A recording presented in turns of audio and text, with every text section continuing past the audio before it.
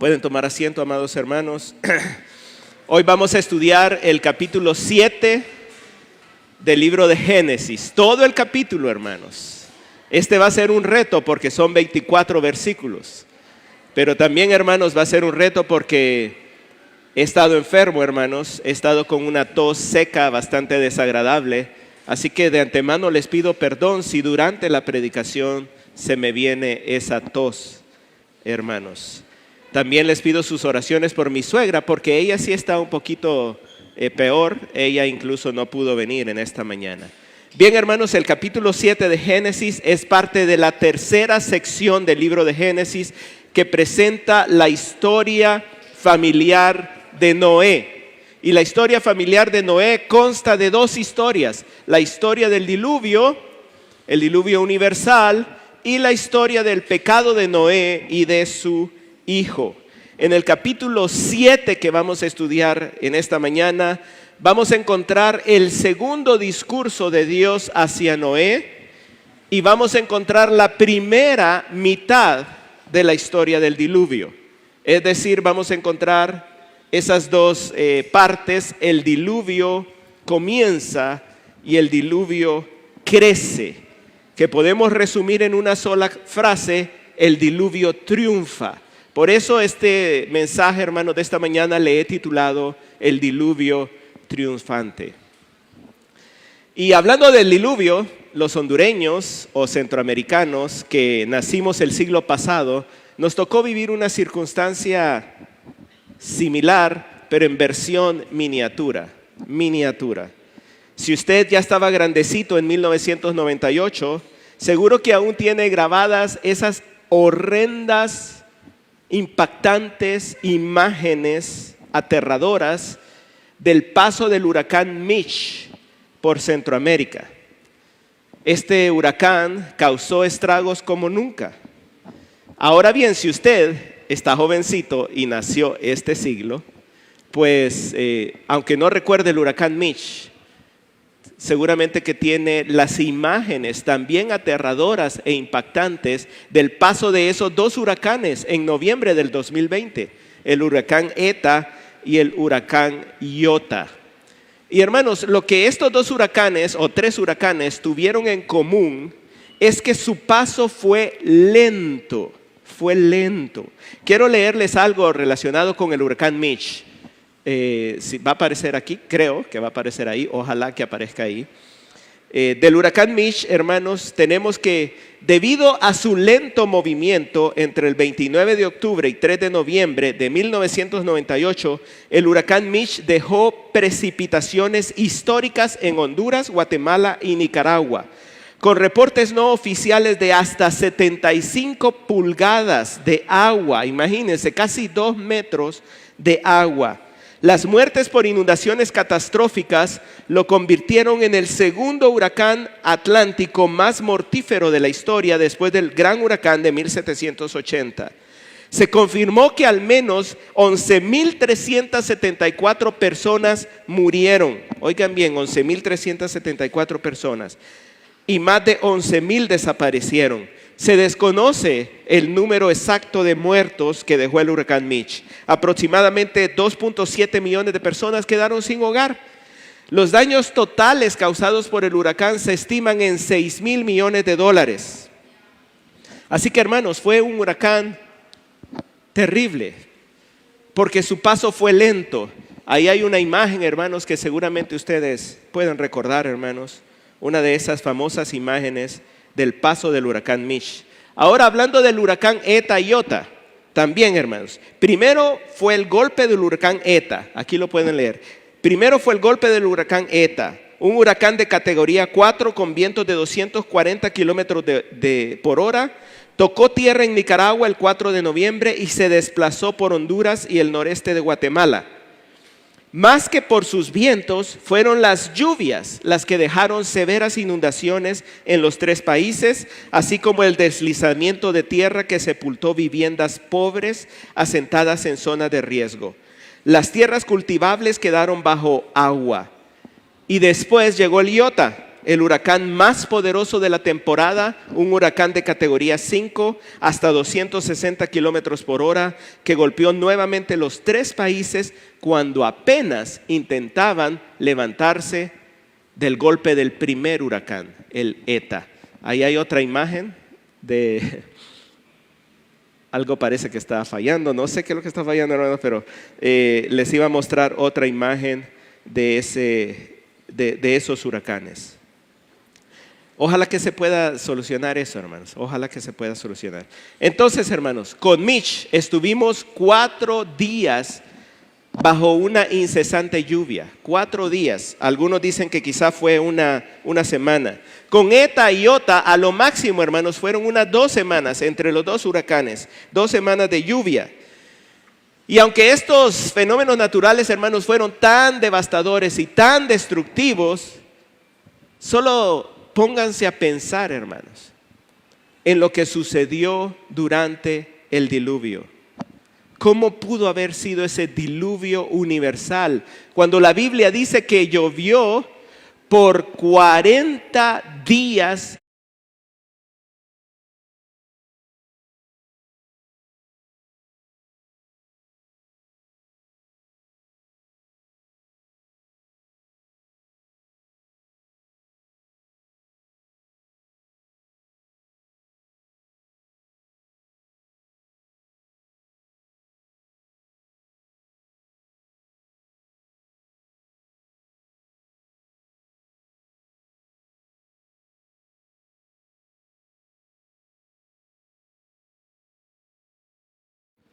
Y reservar a los injustos bajo castigo para el día del juicio. Otra vez las 2 ideas. Dios juzga al injusto, Dios salva al justo. Y aquí viene el propósito de Dios, versículo 10.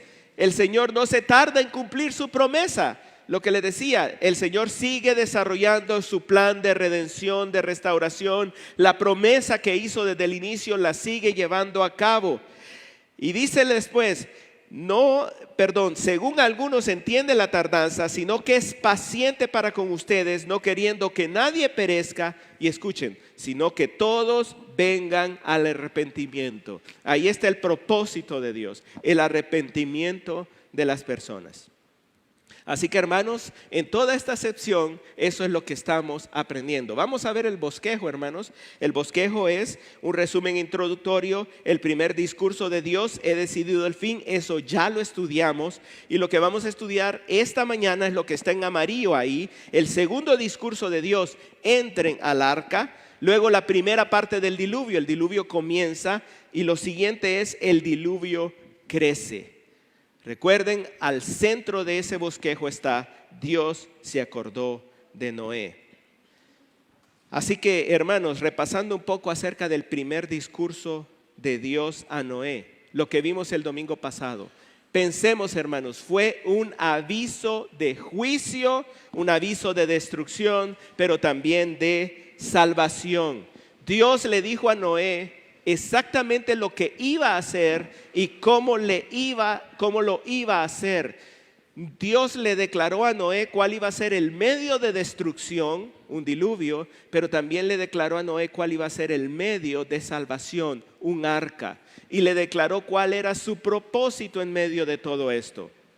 Seguir llevando a cabo su plan, estableciendo un pacto con Noé para que pudiera cumplir su promesa. Así que el domingo pasado, hermanos, yo les decía, hermanos, debemos reflexionar en esta verdad. Dios siempre ha comunicado lo que va a hacer. Dios siempre nos ha advertido, hermanos. No tenemos excusas. Ya sabemos lo que Dios va a hacer. Dios le avisó a Noé que iba a venir el diluvio. Dios le avisó a Abraham que iba a destruir Sodoma y Gomorra. Jesucristo, hablando con los discípulos, les dijo cuáles eran las señales antes del fin y cómo iba a venir el fin mismo. Todos los libros profetas mayores y menores son oráculos de juicio y también promesas de salvación que nos anuncian cómo va a ser el fin. El libro del Apocalipsis nos dice qué es lo que va a pasar al final de los tiempos. Estamos advertidos por el Señor de lo que Él va a hacer. Y Él nos lo comunica para que nos arrepintamos, para que no sigamos viviendo nuestra vida como si Dios no existiera. Porque básicamente así vive el mundo, viven sus días como si Dios no existe. En 2 de Pedro, capítulo 3, versículo 10 dice: el día del Señor vendrá como ladrón, en el cual los cielos pasarán con gran estruendo, y los elementos serán destruidos con fuego intenso, y la tierra y las obras que hay en ella serán destruidas, serán quemadas. Puesto que todas estas cosas han de ser destruidas de esta manera, ¿qué clase de personas no deberíamos ser en santa conducta y piedad? ¿Qué clase de personas no deberíamos ser? Pero al final de cuentas, miren el versículo 13, Dios sigue según su promesa, cumpliendo su plan. Por eso nosotros esperamos nuevos cielos y nueva tierra en los cuales mora la justicia. Eso es lo que esperamos, el reino de Dios. Así que escuche usted las advertencias de Dios y créale. Arrepiéntase de sus pecados y humíllese delante del Señor Jesucristo. Dios le ha advertido lo que Él va a hacer. Bien, habiendo hecho esa pequeña reflexión y repaso de lo visto el domingo pasado, ahora pues comencemos con el estudio del capítulo 7. Vamos primeramente a leer sobre el segundo discurso de Dios a Noé. Génesis capítulo 7, vamos a leer del versículo 1 al 10. Génesis 7, del 1 al 10. Dice la palabra del Señor: entonces el Señor dijo a Noé: entra en el arca, tú y todos los de tu casa. Ahí hay una orden. Porque he visto que solo tú eres justo delante de mí en esta generación. De todo animal limpio tomarás contigo 7 parejas. Otra orden. Ahí hay 2 órdenes ya. 7 parejas, macho y hembra. Y de todo animal que no es limpio, 2, el macho y su hembra. También de las aves del cielo 7 parejas, macho y hembra, para conservar viva la especie sobre la superficie de toda la tierra. Porque, causa, justificación, porque dentro de 7 días yo, enfático, yo mismo haré llover sobre la tierra 40 días y 40 noches. Recuerden lo que hablábamos de los huracanes. 40 días y 40 noches. Y borraré de la superficie de la tierra a todo ser viviente que he creado. Versículo 5. Y Noé hizo conforme obediencia a todo lo que el Señor le había mandado. Versículo 6. Noé tenía 600 años cuando las aguas del diluvio vinieron sobre la tierra. Entonces Noé entró en el arca, obediencia, y con él sus hijos, su mujer y las mujeres de sus hijos, a causa de las aguas del diluvio. De los animales limpios y de los animales que no son limpios, de las aves y de todo lo que se arrastra sobre la tierra, entraron de 2 en 2 con Noé en el arca, macho y hembra, como Dios había ordenado a Noé. Otra vez, obediencia. Y aconteció que a los 7 días las aguas del diluvio vinieron sobre la tierra. Hermanos, este es el segundo discurso de Dios para Noé y le he llamado entren al arca. Entren al arca. Este discurso, hermanos, lo podemos dividir en 4 partes. Primero, la orden de entrar. Segundo, la orden de tomar animales. Tercero, la justificación para estas 2 órdenes. Y cuarto, cumplimiento y obediencia. Cumplimiento y obediencia. Vamos a analizar rápidamente estas 2 órdenes. La primera orden es entra al arca. Entra al arca. Algunas cosas que podemos decir, hermanos, que parecen obvias, es que en primer lugar el arca ya estaba totalmente construida. Si Dios le está ordenando a Noé que entre al arca, significa que esta ya está hecha. Ahora bien, hermanos, algo que se discute bastante es cuánto tiempo estuvo Noé construyendo esta arca. Algunos dicen, hermanos, que fueron 120 años. ¿Por qué 120 años? Porque recordemos que en Génesis 6:3, pueden verlo ustedes ahí en sus Biblias, en Génesis 6:3, el Señor había dicho: pondré fin a mi paciencia. Serán 120 años los días de los hombres. Más adelante en el Nuevo Testamento, en Primera de Pedro 3:20, dice que la paciencia de Dios esperaba en los días de Noé durante la construcción del arca. Entonces se relacionan las dos cosas y por eso se dice que Noé estuvo unos 120 años construyendo el arca. Otros dicen que Noé estuvo trabajando de 90 a 100 años construyendo el arca. ¿Por qué? Porque en Génesis 6:10, vean Génesis 6:10, cuando Dios le dice que que construye el arca y que va a enviar el diluvio, parece que sus hijos ya habían nacido. Sem, Cam y Jafet ya habían nacido. Y los hijos de Noé, según Génesis capítulo 5, nacieron cuando él tenía 500 años. No es que todos nacieron al mismo tiempo. Por eso es que se dice que estuvo de 90 a 100 años. Y finalmente otros, hermanos, dicen que quizá fueron menos años los que Noé estuvo trabajando. No se sabe cuántos realmente, pero bastante tiempo, porque según Génesis 6:18, si ven Génesis 6:18, parece indicar que cuando Noé comenzó a trabajar en el arca, no solo sus hijos ya habían nacido, sino que ya se habían casado. O sea, ya eran adultos y ya se habían casado. Hermanos, ¿qué tan importante es el tiempo en que Noé estuvo trabajando en el arca? Pues si fuera muy, muy importante, la Biblia lo diría. Pero entonces podemos decir que no es tan importante. El punto es, hermanos, el punto es este: que Noé obedeció al Señor. Noé estuvo construyendo un arca. Esto es una demostración colosal de la obediencia y lo hizo, hermanos, en medio de una generación incrédula, hostil a la palabra de Dios, hermanos. Durante ese tiempo, sea cual sea que fue ese tiempo, Noé estuvo predicando el mensaje de Dios. Recuerden, hermanos, el domingo pasado les dije, así como el arca fue colosal, inmensa, así de colosal fue la obediencia y la fe de Noé. Un arca colosal, una obediencia colosal. Otra cosa, hermanos, una segunda observación es que para este tiempo, cuando Dios dice entren al arca, los hijos de Noé tienen alrededor de 90 a 100 años y ya están casados, porque miren que dice entra tú con tus hijos y las mujeres de tus hijos, ya están casados, pero no tienen hijos todavía.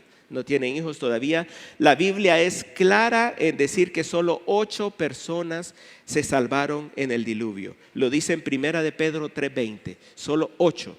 Y también, hermanos, en Génesis 10 dice que los hijos de Noé nacieron, los hijos de Noé, o sea, los nietos de Noé nacieron después del diluvio. Otra tercera observación que podemos hacer, hermanos, es que la evaluación de Dios acerca de la humanidad no ha cambiado. La evaluación de Dios no ha cambiado. Vean ahí al final del versículo 1. Porque he visto, dice Dios, que solo tú eres justo delante de mí en esta generación. Eso significa, hermanos, que aquella generación, esos millones, centenares de millones de personas, quizá billones de personas de aquel tiempo, rechazaron a Dios y rechazaron al predicador que Dios envió a Noé. Lo rechazaron. Ya sabemos, hermanos, que eso es lo que va a pasar a través de la historia. Jesucristo dijo en Mateo 24 que igual que en los tiempos de Noé, así va a ser al final de los días. La gente va a estar ocupada en sus cosas, en sus casas, casándose, haciendo negocios, viviendo una vida como si Dios no existe. Y dice Jesús, porque no comprendieron. La verdad es que rechazaron el mensaje hasta que vino el diluvio y los mató a todos. Así va a pasar al final de los días. No sea usted como la mayoría es. Escuche la palabra del Señor. Escuche lo que Él dice. Otra observación es que Noé, su familia y los animales entraron al arca. Es decir, fueron obedientes, hermanos, fueron obedientes. Ahora entonces veamos la segunda orden, la orden de tomar animales, la orden de tomar animales. Vean, hermanos, que esta es una repetición de lo que Dios ya le había dicho a Noé en Génesis 6:19, o sea, en el primer discurso. Dios vuelve a repetir la orden, debes tomar animales. Nada más que esta vez Dios amplía o Dios aumenta la orden porque pide que aparte de que sea una pareja de cada especie, macho y hembra, que Noé tome 7 parejas, o sea, macho y hembra, de los animales limpios, de los animales limpios. Entonces, hermanos, ¿qué cosas podemos observar de todo esto, hermanos? En primer lugar es que Noé no tuvo que andar persiguiendo animales, hermanos. Él no tuvo que andar persiguiendo animales, ¿verdad? Sino que los animales vinieron a él. Lo que Noé tenía que hacer era nada más dejarlos entrar al arca. Esto, hermanos, no es ridículo. Esto, hermanos, no es imposible. De hecho, ya había sucedido anteriormente. ¿Cuándo había sucedido anteriormente? Génesis capítulo 2, versículo 19 al 20, cuando Adán está solito, porque Eva no ha sido creada, y dice la palabra del Señor que Dios le trajo a los animales para que Adán les pusiera nombre. Ya había sucedido. Así que no nos sorprende, hermanos. Los científicos ridiculizan esto. Así que él tuvo que andar correteando animales por toda la tierra. Ellos vinieron, Dios los trajo. La segunda observación que pudiéramos hacer, y aquí, hermanos, quiero leerles este comentario acerca de los animales. Las mejores estimaciones, quizá las más grandes estimaciones, calculan que no se habrían necesitado más de 30,000 a 40,000 parejas de animales. Eso es lo que se necesitaba, que vinieran de 30,000 a 40,000 parejas de animales. Eso habría cubierto todas las especies y de las parejas de esas especies pudieron haber surgido todas las variaciones, tanto extintas como vivas, que han existido en nuestro planeta. Porque eso es otra cosa que ridiculizan los científicos. Dicen, bueno, ¿cuántos animales tuvieron que haber entrado al arca para que tuviéramos todas las variedades que tenemos ahora? Bueno, los mismos científicos, pero cristianos, estiman que de 30,000 a 40,000 parejas de animales. La capacidad del arca habría sido suficiente para contener 125,000 ovejas. Calculando, de acuerdo a las dimensiones que nos da Génesis, en esa arca cabían 125,000 ovejas. Así que esto es posible, es posible. La Biblia no nos está engañando, está diciendo la verdad. Número 3, algo que podemos decir, hermanos, es que Noé podía distinguir entre animales limpios y animales inmundos. Porque Dios le dice, una pareja de los animales inmundos, 7 parejas de los animales limpios. O sea que Dios en algún momento tuvo que haber enseñado al hombre a discernir entre el animal limpio y el animal inmundo. No nos extraña, Abel sacrificaba animales a Dios, animales agradables, animales limpios. Al final del capítulo 4 de Génesis dice que los hombres comenzaron a invocar a Dios, a adorar a Dios. Así que había conocimiento de esto. Noé, después del diluvio, sacrificó animales, también animales limpios. Otra cosa que podemos decir, hermanos, es que Dios estaba preservando la vida de los animales, pero también Dios estaba cumpliendo con otros 2 propósitos. El alimento para el ser humano después del diluvio, ese es el primero. Y el segundo, escuchen bien, los sacrificios para Dios después del diluvio. Él pide más parejas de animales limpios para que hubiera animales para el sacrificio. Eso nos está diciendo, hermanos, que Dios está pensando en la adoración, en la adoración. Otra cosa que debemos pensar, hermanos, es que si Dios tenía en mente los sacrificios de animales, es porque el diluvio no iba a limpiar la pecaminosidad del hombre.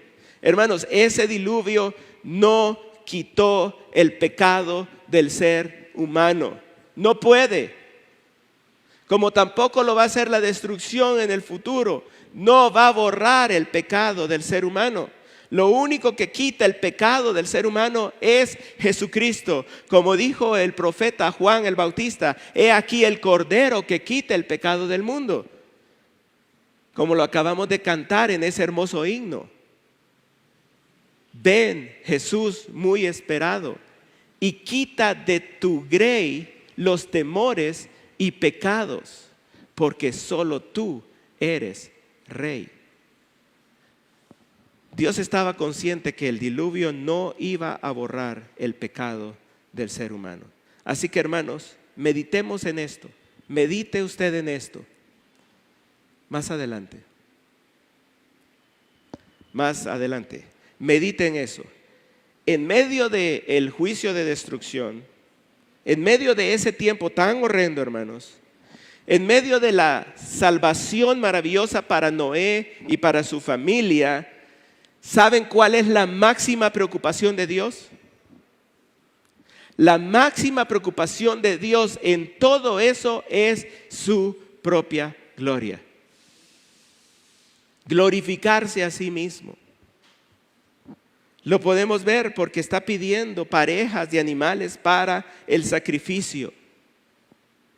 Dios está haciendo una provisión para su adoración, para la adoración de lo que Él va a hacer por medio del Señor Jesucristo, porque los sacrificios apuntan al final sacrificio de todos, el del Señor Jesucristo. Pero también, hermanos, Él estaba haciendo una provisión para el sustento de Noé y de su familia. Así que la máxima preocupación de Dios era su gloria, pero también el sustento de los justos. Así que usted que me está escuchando, preocúpese por la gloria de Dios, que Él lo va a sustentar. Él lo va a sostener. Él lo va a sostener. Preocúpese por la gloria de Dios. Bien, hermanos, ahora veamos la justificación de estas órdenes. Vean el versículo 4. El versículo 4 dice, porque dentro de 7 días yo haré llover 40 días y 40 noches. Así que básicamente el mensaje de Dios es este: entra al arca, mete los animales, porque el tiempo llegó. El tiempo se ha cumplido. Es más, voy a dar otros 7 días adicionales, pero el tiempo ya llegó. ¿Qué observaciones podemos hacer a esto, hermanos? La primera, hermanos, es que Dios revela progresivamente su plan. Poco a poco Dios va revelando su plan.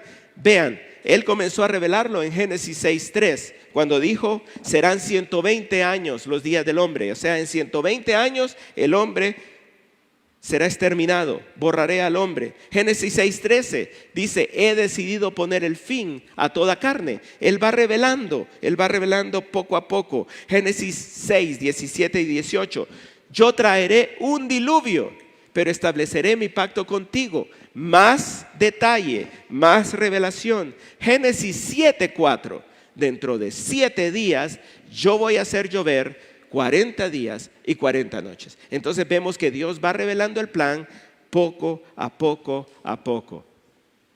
Es curioso, hermanos, cómo la Biblia usa el número 7 ahí. Dios le dice a Noé, dentro de 7 días va a comenzar a llover. Algunos dicen, hermanos, que esos 7 días son una oportunidad más para el arrepentimiento. Otros dicen que son los 7 días de duelo porque Matusalén había muerto. Recordemos que Matusalén, el nombre Matusalén significa cuando él muera, vendrá. Eso significa Matusalén. Cuando Él muera, se romperá. Entonces, dicen, están haciendo duelo por Matusalén. Otros dicen, hermanos, que esos 7 días muestran un patrón de trabajo de Dios. Y eso me llama la atención.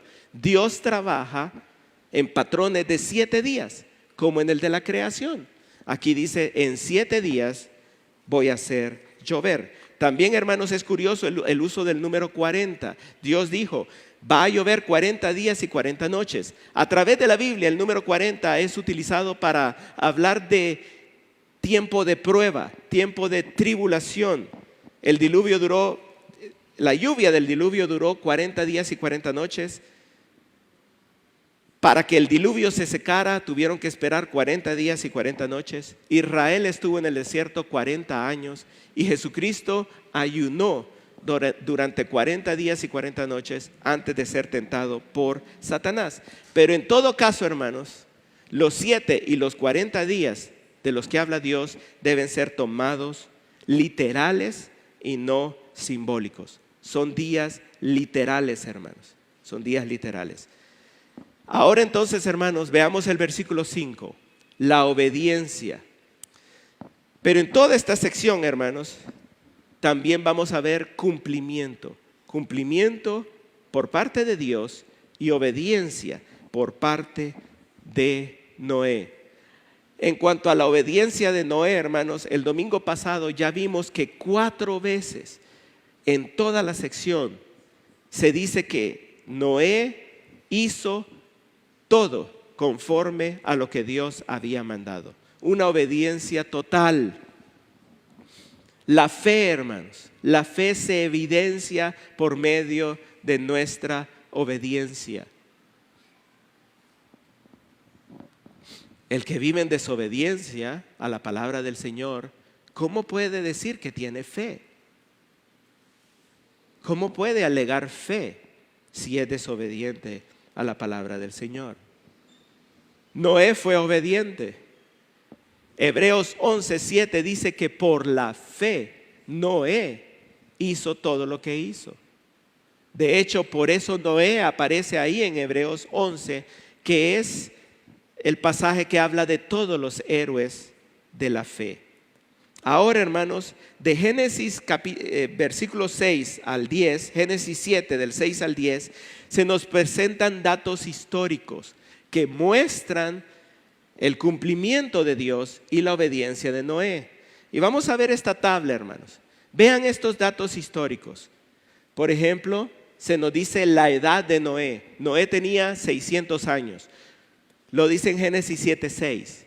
Pero también, hermanos, hay un paralelismo, porque eso se repite en la siguiente sección, Génesis 7 del 11 al 16, también dice que Noé tenía 600 años. O sea que lo que vamos a ver, hermanos, es una repetición de datos históricos. Génesis 7 del 6 al 10 da datos históricos que después repite y amplifica Génesis 7 del 11 al 16.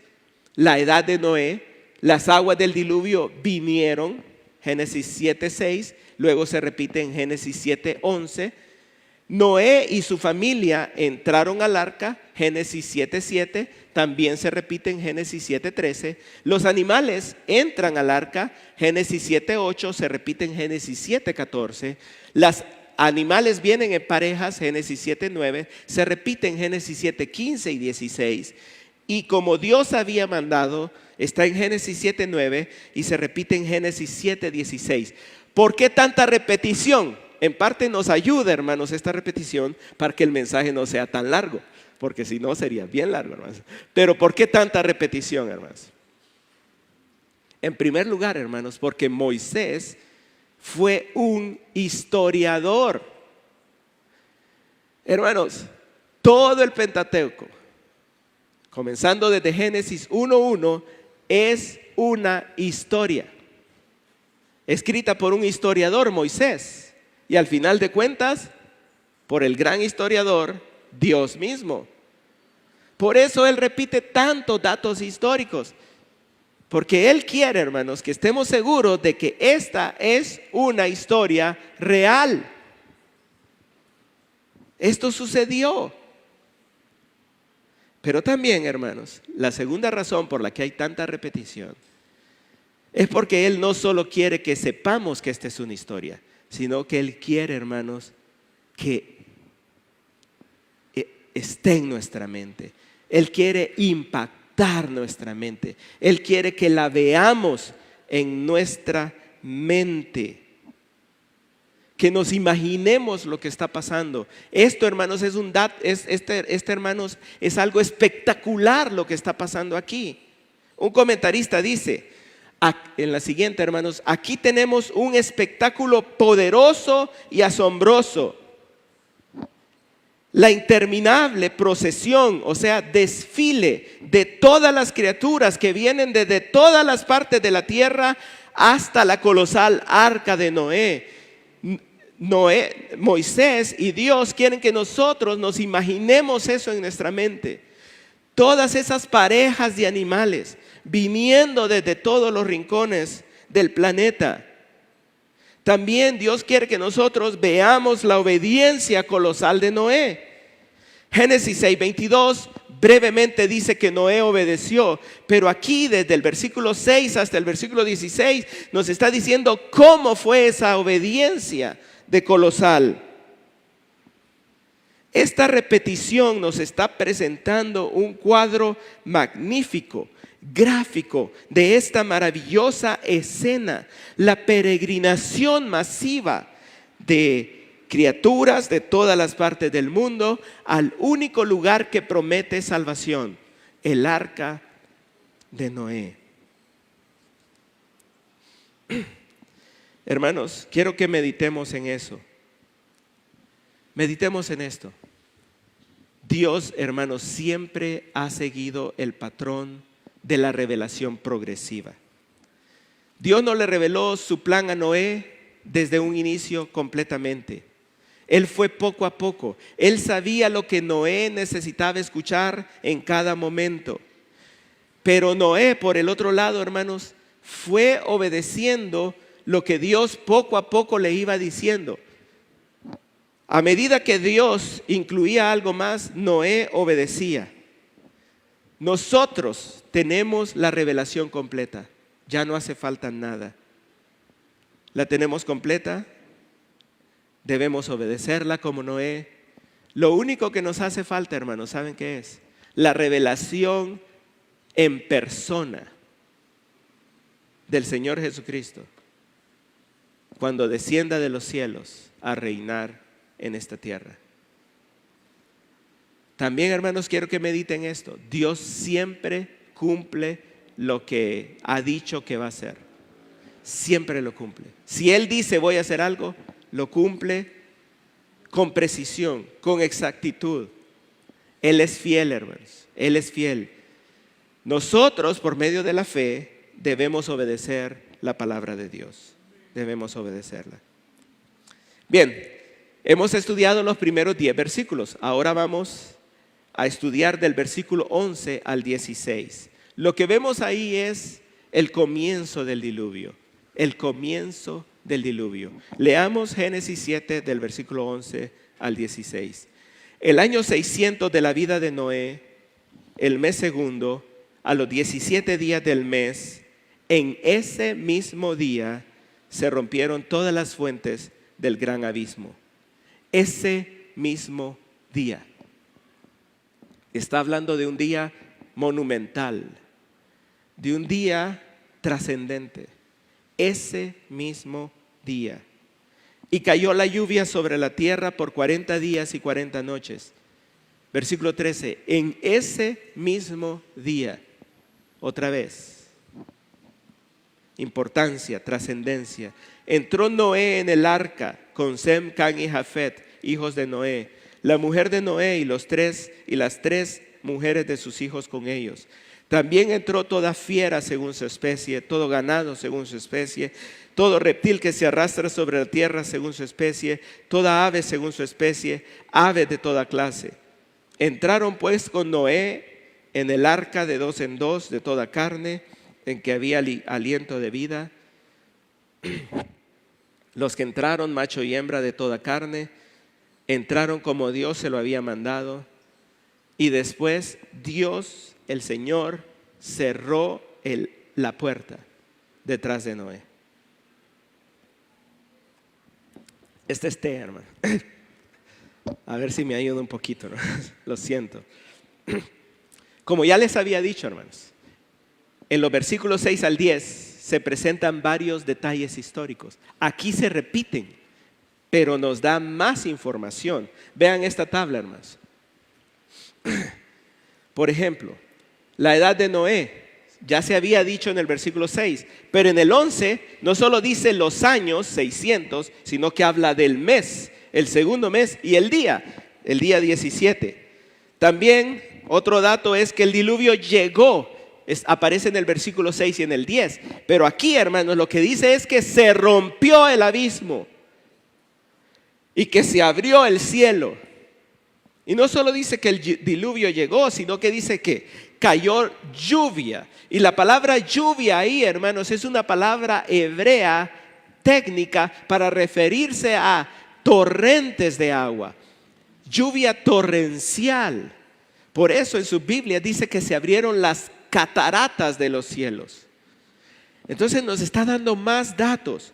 También en el versículo 7 decía que Noé y su familia entraron al arca. En el 13 dice ese mismo día, trascendental. Y aparte de decirnos que entraron, nos da sus nombres: Noé, Cam, Jafet y Sem. Ellos entraron en el arca. También nos había dicho que los animales entraron en el Génesis 7:8. Aquí se nos dan los grupos de animales. En el versículo 14, fieras, ganados, reptiles, aves. O sea, nos está dando más información, está siendo bien específicos. También en el versículo 9 hablaba de las parejas. Aquí en el versículo 15 al 16 nos dice que es todo en lo que había vida. En otras palabras, todo lo que respiraba vino al arca, pareja por pareja de los animales. Al final también se repite que todo se hizo conforme a como Dios había mandado. ¿Y cuál es la única diferencia? ¿Ven lo que está en amarillo ahí? La única diferencia entre lo que dijo del versículo 6 al 10 y lo que está diciendo del versículo 11 al 16 es este dato. Escuchen, hermanos, este dato. Dios cerró la puerta.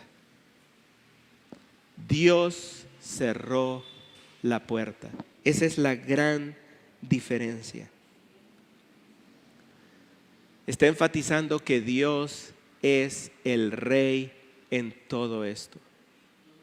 Él está en control. Él está ejerciendo su soberanía. Él hizo llover. Él trajo a los animales. Y Él cerró la puerta para que nada más pudiera entrar.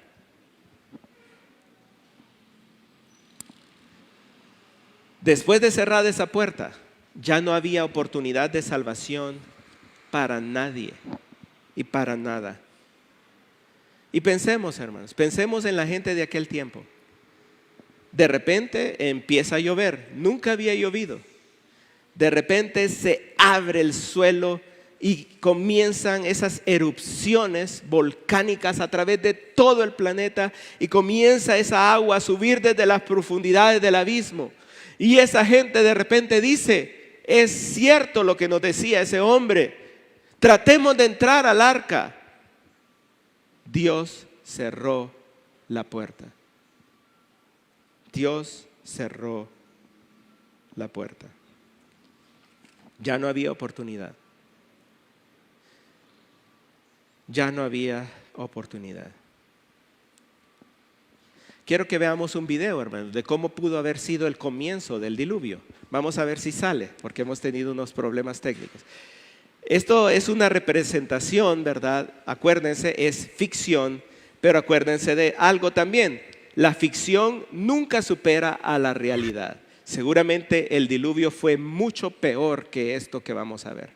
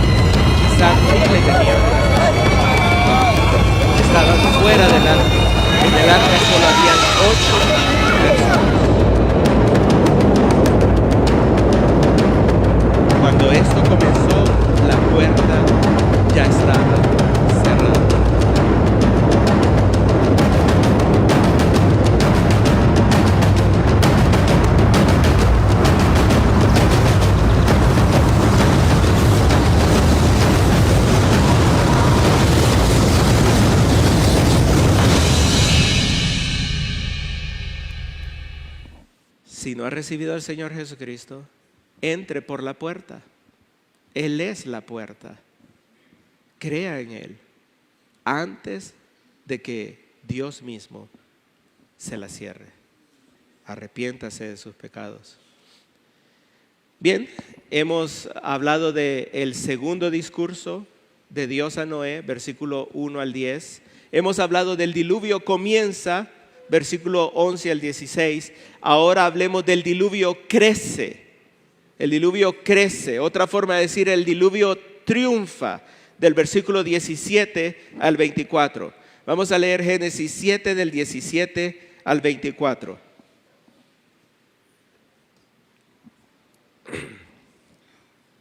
Entonces vino el diluvio sobre la tierra por 40 días, y las aguas crecieron y alzaron el arca, y ésta se elevó sobre la tierra. Las aguas aumentaron y crecieron mucho sobre la tierra, y el arca flotaba sobre la superficie de las aguas. Y las aguas continuaron aumentando más y más sobre la tierra, y fueron cubiertos los altos montes que hay debajo de todos los cielos.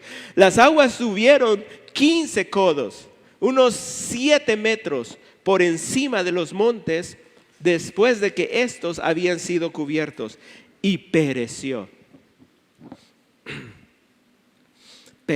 toda carne que se mueve sobre la tierra, aves, ganados, bestias, y todo lo que se mueve sobre la tierra, y todo ser humano.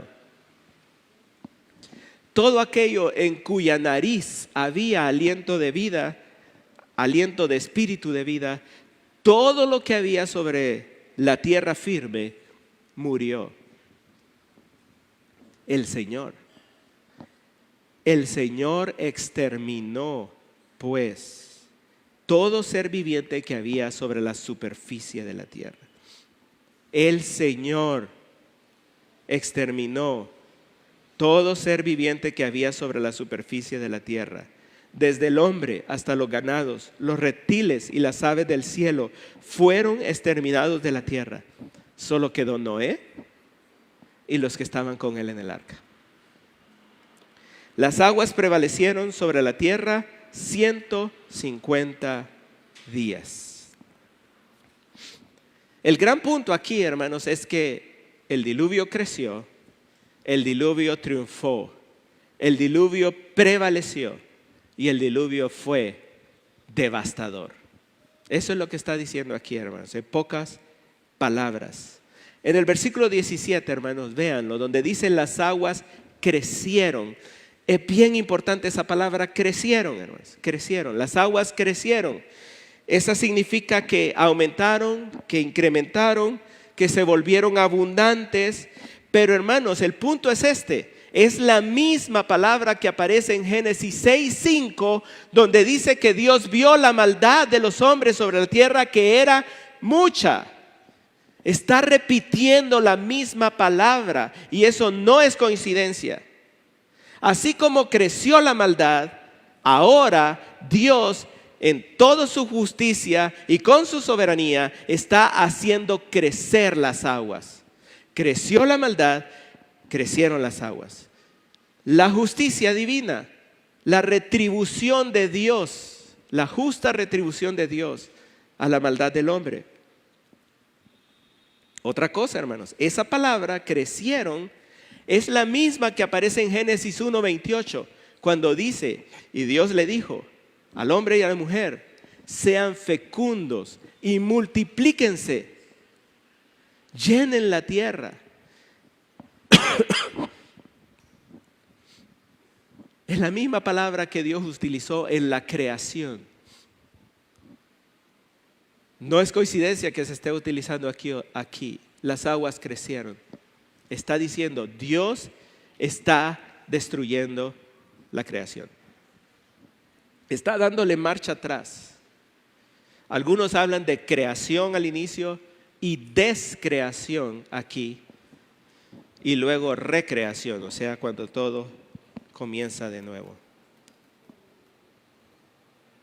También, hermanos, vean el versículo 18. En el versículo 18 se vuelve a recargar la idea. El diluvio fue un diluvio triunfante. En el versículo 18 dice que las aguas aumentaron. En sus Biblias dice las aguas subieron. Ahí, hermanos, literalmente significa, hermanos, las aguas se hicieron fuertes. Así se podría traducir, las aguas se hicieron fuertes, las aguas prevalecieron. Es una palabra hebrea, hermanos, que se utiliza para hablar de un héroe victorioso en la batalla. Está diciendo, las aguas tuvieron la victoria, las aguas prevalecieron sobre todos. Y de hecho, hermanos, esa palabra se repite 4 veces. Versículo 18, las aguas aumentaron. Versículo 19, las aguas continuaron aumentando. Es la misma palabra. Las aguas fueron victoriosas, triunfantes, prevalecieron. Versículo 20, las aguas subieron. Es lo mismo. Se hicieron fuertes, triunfaron sobre los montes más altos. Piensen en las montañas gigantescas. Las aguas triunfaron sobre ellas, las cubrieron totalmente. Versículo 24, las aguas triunfaron durante 150 días. Las aguas prevalecieron.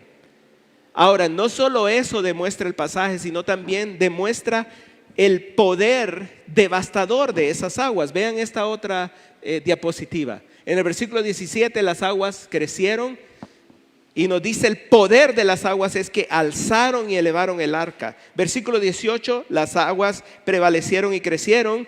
El poder, el efecto poderoso de las aguas es que hicieron flotar el arca. Versículo 19, las aguas continuaron prevaleciendo. El efecto poderoso es que cubrieron todos los montes altos. Versículo 20 al 23, las aguas prevalecieron, se elevaron 7 metros por encima de los montes. Y no solo eso, versículo 20, todo pereció. Todo pereció. Versículo 24, las aguas prevalecieron y el efecto poderoso es que cubrieron todo durante 150 días.